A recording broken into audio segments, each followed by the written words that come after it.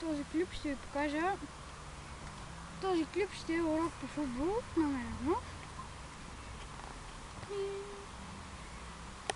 първият урок ще е, първо най-важно, ще е как да минавате своя съперник.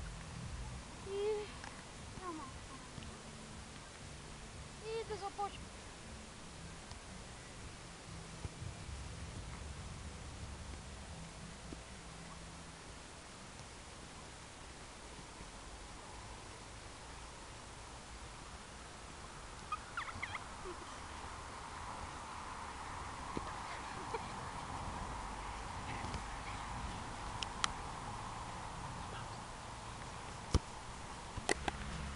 Второто най-важно е кръченцата, за да започне.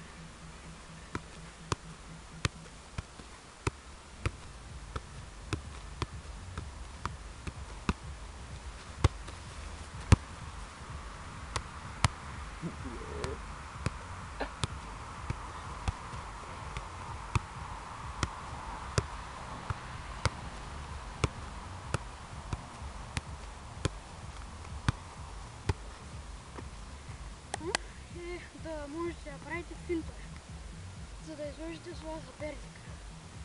Затова ще ви е нужен съборник. Първият финт, който ще ви покажа, е много лесен. Ето така. Бутвате се малко и го минавате така. Нека го покажем бързо.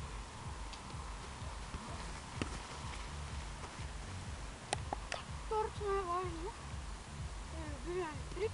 Правите така, отстъпвате и се обръщате. Сега да го направим по-бързо.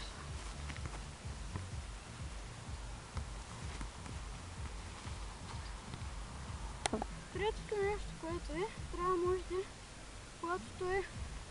когато сте с гръб към него, да го минете. Най-лесно е, ето така, бавничко, да го минете. Сега да го направим малко по-бързо.